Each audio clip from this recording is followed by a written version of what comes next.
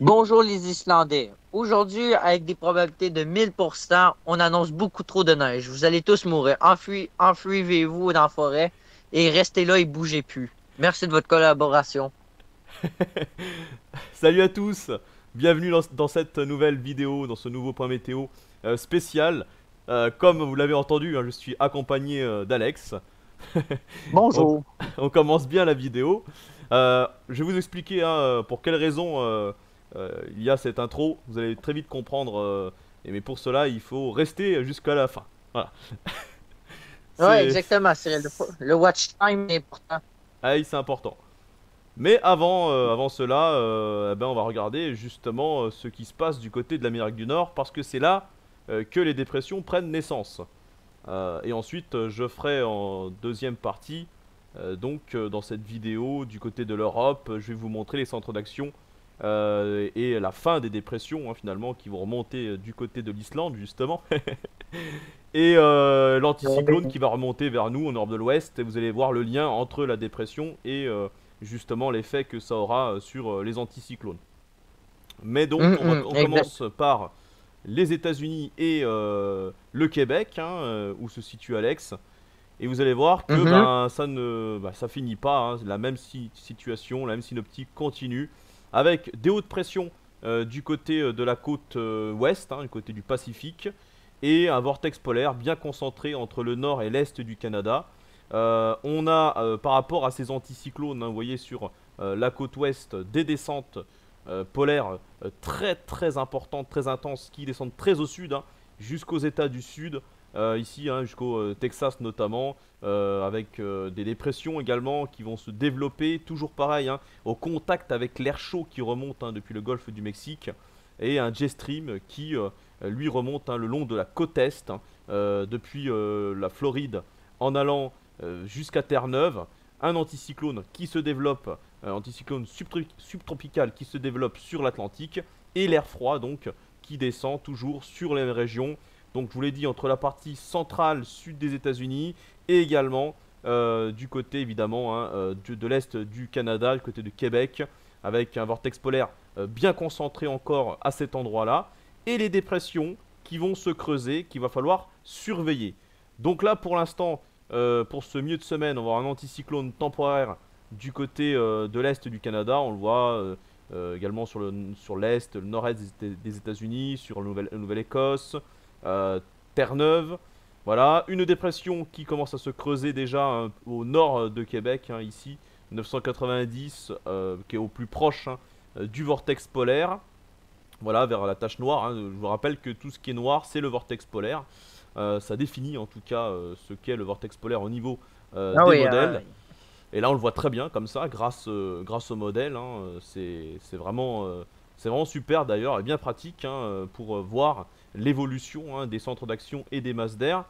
Et on va regarder là ce qui se passe. Bon, bah déjà, mercredi, entre mercredi et jeudi, lié à cette dépression qu'on appelle dépression mer, parce que c'est une dépression principale qui se creuse directement dans le vortex polaire, donc on appelle ça une dépression mer, qui va concerner Alex, notamment pour la journée de jeudi, avec un front neigeux actif, hein, qu'on va pouvoir voir entre l'anticyclone atlantique et un autre anticyclone cette fois-ci polaire, qui se situe sur le nord des États-Unis. Vous voyez un anticyclone à 1045 hectopascales. Et donc le Québec se situe pile entre les deux, ce qui va engendrer le creusement d'une petite dépression et qui elle-même va former un front neigeux actif qui va rester positionné sur le Québec tout au long de la journée de jeudi, voire même sans doute plus de 24 heures, avec des cumuls très importants, jusqu'à 15 à 25 cm par endroit, notamment donc Alex tu confirmes sur la partie sud, notamment du Québec. Mhm. Oui, en effet, la partie sud du Québec, en Estrie, la région de l'Estrie risque d'être la région la plus touchée par cette tempête avec une bordée possible allant à presque 25 centimètres de neige, car on rappelle, l'Estrie n'a eu aucune bordée actuellement. Le sud du Maine va également être la région la plus touchée avec Boston, etc. Donc, à surveiller de près cet endroit. Voilà. Et puis, voilà. Et justement, hein, tu parles des États du nord-est, du côté de Boston, comme tu dis, et puis tous les petits États, le Maine, surtout la partie sud. justement qui va être concernée, la Nouvelle-Écosse, Terre-Neuve. Ouais. Il va y avoir un renforcement des précipitations sur cet endroit-là, enfin sur ces endroits-là, parce que en fait, ce qu'on peut voir sur le modèle, c'est que pour jeudi, la première dépression qui est vers le Québec, bon, elle est petite, hein, on ne la voit pas, mais se situe en plein sur le jet stream qui passe ici, donc les précipitations sont fortes par rapport à ça, ce contraste qu'il y a à cet endroit. Mais on a une deuxième dépression, deuxième partie qui, elle, s'annonce plus forte, elle se creuse plus au sud. On la distingue pas très bien, effectivement, parce qu'elle est pas très creuse, mais on va la voir surtout au niveau de la carte des précipitations. Elle se développe en plein sur les états du centre-est, hein, des États-Unis, au centre-est, hein, on va le voir, ça va affecter une partie du Texas, ça remonte ici. On Ah voit oui, très non. bien, il y a différence entre l'anticyclone subtropical qui fait remonter, hein, d'ailleurs, une masse d'air chaude, hein, depuis le golfe du Mexique, vous voyez ici, et l'air froid, je vous l'ai dit, qui continue à descendre sur la partie centrale des États-Unis. Donc le contact des deux masses d'air développe cette dépression qui, avec le jet stream, en remontant le long de la côte est, va pouvoir développer la dépression. Et à partir de ce moment-là, vous voyez, elle est à 1015, 1010, 1015. Quand elle arrive notamment proche des côtes. Là, bon, elle est surtout modélisée à 1015. Hein. Eh ben, cette dépression va renforcer les précipitations sur les États, notamment donc du nord-est des États-Unis, ainsi que du côté de la Nouvelle-Écosse. Et on voit que la dépression, en arrivant sous l'Atlantique, va être rejoint par un Talweg qui se développe sur le Canada. Le Canada a la frontière avec les États-Unis. Et ce Talweg, regardez ce qui se passe quand il arrive sur l'Atlantique. Voilà, la dépression commence à se creuser. Elle est à 1000 hectopascales là, quand elle commence à échapper à la carte, on va dire, en remontant ici vers le sud de Terre-Neuve. 1000 hectopascales, donc là, au début du creusement, vous voyez, hein, cette fusion avec ce Talweg finalement, et ce Talweg qui passe en plein sur le nord-est des États-Unis et sur l'est du Canada, l'ensemble de l'est du Canada, d'où la chute des températures plus importante qui aura lieu en fin de semaine sur cette partie-là. Ah C'est pour oui. ça qu'Alex, tu vas avoir effectivement une chute des températures de nouveau plus importante entre vendredi et samedi Oui, par rapport au en effet. passage de ce Talweg. Mais par contre, la dépression, elle, bah, elle est un peu plus au sud par rapport au Québec. Donc les précipitations vont être limitées. On aura un petit anticyclone à 1030 au moment où les températures vont chuter. Donc ça sera un froid, à mon avis, sec. Un froid très vif et très sec qui aura lieu pendant que la tempête va, elle, s'échapper sur l'Atlantique pour le week-end. Donc ça paraît Mhm. être une petite dépression. Vous allez me dire, c'est pas grand-chose. Regardez les précipitations maintenant. C'est là qu'on voit que même si c'est une dépression pas très creuse, les précipes sont quand même importantes, les cumuls importants. Donc là, on est sur la première perturbation qui concerne Alex pour entre Ouais. mercredi et jeudi. Un front neigeux actif, hein, on le voit très très bien ici. D'ailleurs, il s'étire, hein, Ah oui. depuis le nord du Texas, en passant donc par tous les états du centre-est, hein, comme je vous l'ai dit tout à l'heure, qui sont bien concernés. Et la ligne remonte jusqu'au Québec, même au-delà encore de la ville de Québec. Hein, vous voyez, c'est impressionnant, ça fait une espèce de ceinture. Hein. C'est une ceinture de précipitation là, qui englobe quasiment bah, toute l'Amérique du Nord. Hein. Toute l'Amérique du Nord, on peut le dire, hein, clairement, depuis presque le nord du Mexique. Là, c'est impressionnant cette ceinture. Et donc, il va y avoir plusieurs épisodes. Alors là, on a ce premier épisode qui concerne donc cette partie-là de l'Amérique du Nord. Et Alex sera en plein dedans, avec donc les cumuls de neige, comme vous a dit tout à l'heure, entre 15 et 25 cm. Et ensuite, pour vendredi, on voit très bien le développement de la seconde dépression qui va ensuite rejoindre l'Atlantique. Elle est ici, c'est la tache orange-marron là que vous voyez. Hein, c'est une tache, donc là ça prouve quand même que on a une ligne de très très forte précipitation qui se développe en plein sur le centre-est des États-Unis. La neige qui est surtout au nord de la zone, hein, ce qui est normal, hein, puis au contact de l'air froid qui est présente de ce côté-là. Et donc on va voir cette ligne de précipitation, tout en restant très forte, va se diriger sur l'ensemble du nord-est des États-Unis. Donc là on a encore de très fortes pluies sur les États, notamment du côté du Mississippi, ici. Si je me trompe pas, peut-être que je me trompe, je sais pas si c'est exactement le Mississippi qui est juste au nord-ouest de la Floride. Donc là, Au nord-ouest de la Floride, non, c'est la Géorgie en haut de la Floride, puis Géorgie. l'Alabama. Ok, donc je sais plus où c'est qu'il est le Mississippi. Mais il est pas très loin, il me semble. Mississippi. Non, c'est ça, il est pas très loin. Il est à côté. Le Mississippi, tu vas le voir, là, t'as le Texas, puis c'est Ah à bah oui, côté, ah bah c'est il est juste à côté. concerné aussi. Il est quand même concerné finalement du coup par la zone de fortes pluies. Donc là c'est de très fortes pluies sur cette partie-là puisqu'ils seront dans la partie de la masse d'air subtropicale. Et donc là, toute la zone qui est dans la masse d'air polaire auront le droit à des chutes de neige conséquentes, hein, de très très fortes chutes de neige. Et là en arrivant forcément vers le nord-est des États-Unis, en allant vers la Nouvelle-Écosse, étant donné que là ils sont clairement dans la masse d'air polaire, et bien là c'est de très fortes chutes de neige qui vont durer quand même pendant de longues heures, hein. Ça va durer toute la fin de semaine, hein. Ça va commencer dans la nuit de jeudi à vendredi, 60 heures. ça peut durer jusqu'à samedi matin. Ouais, 60 heures, voilà, merci Alex. C'est énorme, c'est énorme. Donc là, les cumuls de neige, je sais pas jusqu'à où ça va aller. Peut-être 40-50 cm, possible, hein, du côté notamment voilà, entre le Maine et le Massachusetts. J'arrive pas à le prononcer. C'est pas facile à prononcer. Je sais pas, Alex, si t'arriverais mieux à le prononcer que moi. Maté chaussette. J'adore. Voilà, voilà, comme ça, c'est fait. Mais Merci, c'est Alex. vrai, c'est la joke de mes parents. Drôle de nom hein, quand même, hein, cet état-là. C'est le voyons. Tu vois? Macha chaussette. Ah ouais, tu es quand même arrivé, mais c'est pas facile. En effet. Voilà, et ben il sera bien concerné hein, par, vous voyez ici, hein, c'est le petit état, il est tout petit hein, cet état, il est situé ici hein, sur ma souris. Vous voyez quand même la neige elle est quand même jaune, hein, carrément. Donc là c'est des gros cumuls quoi, hein. Ils ont déjà été bien touchés par la tempête précédente là. Et ben là gros cumul. Ah par contre la différence, il me semble que le vent va quand même être beaucoup moins fort, hein. Il n'y aura pas des rafales tempétueuses, heureusement c'est déjà ça. Mais par contre voilà, Non, pas de rafale pour le moment, ah hein. ouais, pour le moment pas Genre, de vent. Parce que la dépression ne se sera pas encore creusée, comme vous l'avez vu juste avant, elle est à 1015. Donc c'est une toute petite dépression finalement. Voilà. Alors vous allez me dire, il y en a certains qui vont me poser une question, pourquoi les précipitations sont aussi fortes alors que la dépression est petite? C'est parce que on a un important conflit de masse d'air, un contraste de masse d'air très important. C'est ça qui renforce les précipitations et aussi parce que cette ligne de précip se situe en plein sur le jet stream. Donc on est vraiment sur un conflit de masse d'air extrêmement important, comme vous l'avez vu juste avant, entre l'anticyclone subtropical sur l'Atlantique et la masse d'air polaire qui descend du continent. Donc voilà, c'est pour ça que les précipitations sont aussi fortes. Et ensuite, on va voir évoluer, ça se dirige sur l'Atlantique, hein, ça s'éloigne avec la dépression qui se dirige vers l'est.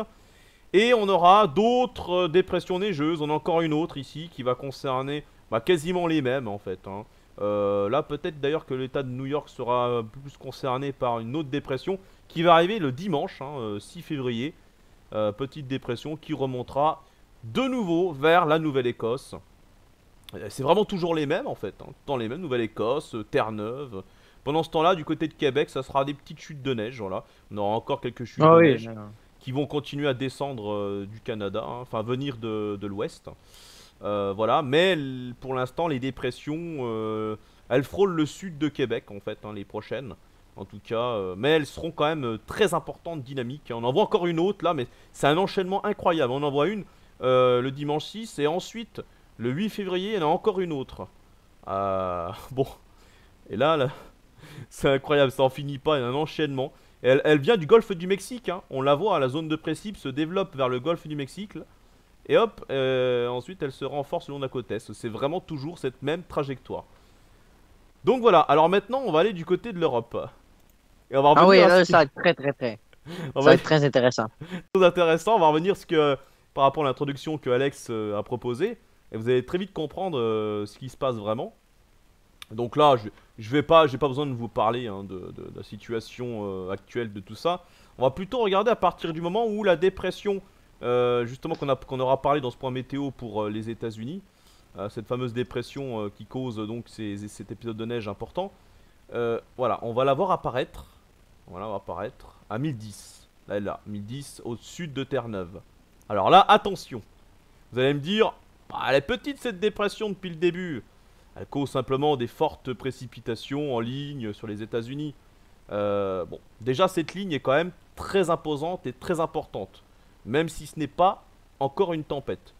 Mais quand elle arrive sur l'Atlantique, regardez, on a notre anticyclone qui est bien présent sur l'Europe de l'Ouest, comme d'habitude, ça ne finit pas. Au-dessus, sur l'Europe du Nord, on a quand même un vaste système dépressionnaire déjà bien installé. Hein, vous voyez, notamment entre le Labrador, l'Islande et le nord de la Scandinavie. Véritable rail dépressionnaire. Bon, malheureusement, il ne nous concernera pas, vous l'aurez compris. Et d'ailleurs, cette dépression va malheureusement empirer la situation pour chez nous, renforcer encore plus l'anticyclone et le scotcher encore plus sur l'Europe de l'Ouest. Par contre, c'est justement là que j'attire votre attention, et c'est la raison pour laquelle aussi cet anticyclone va tenir et être beaucoup plus puissant, c'est que la dépression va devenir un monstre. Vous ne me croyez pas? Elle est toujours à 1000. Vous croyez qu'elle est inoffensive, cette petite dépression? Et vous voyez, l'Islande, elle est ici, hein. Ici, on a l'Islande qui est située en plein dans un cœur dépressionnaire. Bon, il n'y a pas grand chose, c'est juste des dépressions classiques. Regardez-moi cette petite dépression. Vous dire que c'est un bébé en fait. C'est comme si c'était un bébé dépression. Eh ben, elle va vouloir se nourrir. Elle va se nourrir, elle va grossir, prendre de l'ampleur. Mais jusqu'à où? Jusqu'à où à votre avis? Est-ce que vous avez pu, je ne sais pas si quelqu'un a observé les modèles avant cette vidéo, est-ce que vous avez vu ce qu'elle va devenir? Et là, après, on va en parler. Regardez la vitesse du creusement. C'est impressionnant. On voit très bien Ça va qu'elle vite. prend son énergie directement dans un vortex polaire, mais toujours le même, qui est concentré justement entre l'est du Canada et le Labrador, tout ce qui concerne le Labrador, le sud du Groenland. Elle prend sa force là-dedans et elle fait remonter en même temps, vous voyez, elle renforce encore plus l'anticyclone sur notre position.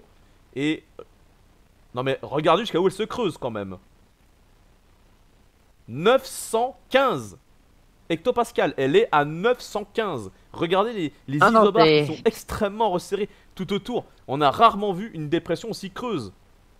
Oh, mais attends, le pire, c'est que l'Islande, on la voit plus. Elle est où l'Islande? Elle est où l'Islande? Elle est plus là, elle est dans le noir, on voit plus rien. L'Islande, elle est complètement dans le noir. Ouais. Et encore la Non, dépression. elle est mourite. Ah, Là, oubliez l'Islande.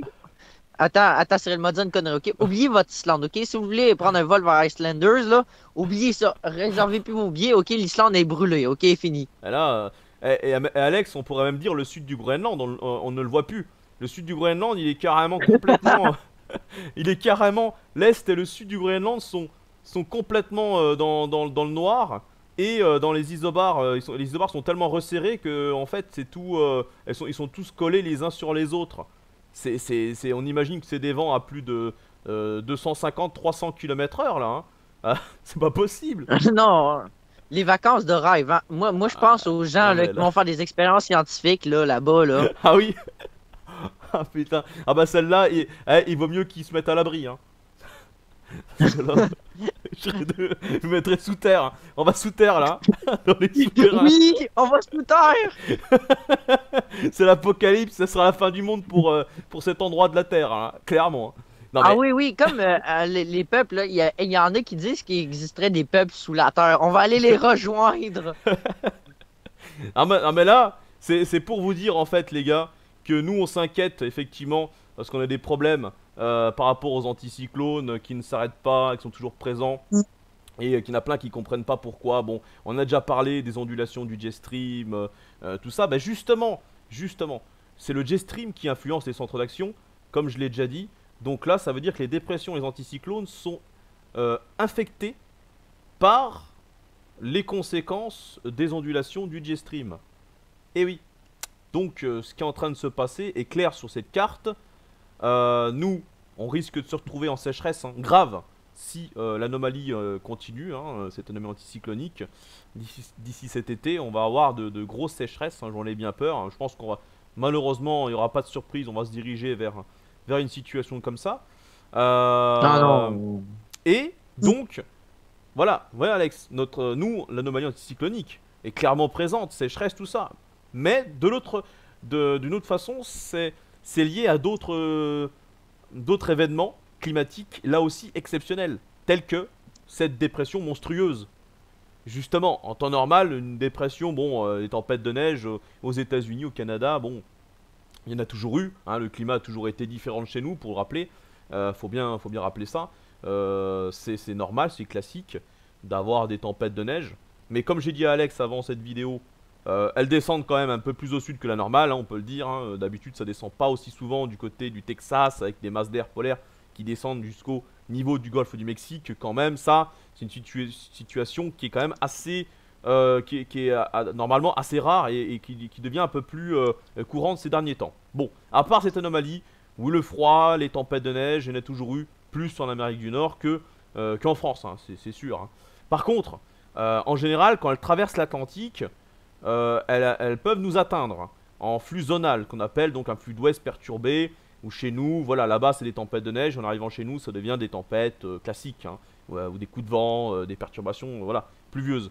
Mais là, pour le coup, avec le jet stream qui ondule, cette anomalie, et je pense que l'Atlantique Nord est clairement affecté par l'anomalie du jet stream, il n'y a pas de doute, eh ben, je pense que les conséquences de tout ça font que la dépression, en remontant vers l'Islande, devient une véritable dépression bombe. Parce que là, ça ne peut pas faire plus pire, on peut pas faire pire en dépression explosive.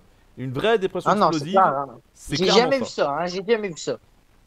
Là, en quelques heures seulement, entre samedi et lundi, elle devient un véritable monstre en plein milieu de l'Atlantique Nord. Donc ça, c'est vraiment impressionnant. Et que va-t-il se passer après? Bon, bah après, elle meurt sur place. Vous voyez, au moment où elle aura atteint son minimal, donc là 915, à l'ouest de l'Islande, eh ben, elle va mourir hein, bah, sur l'Islande. Hein. Ah, elle va s'échouer là-bas.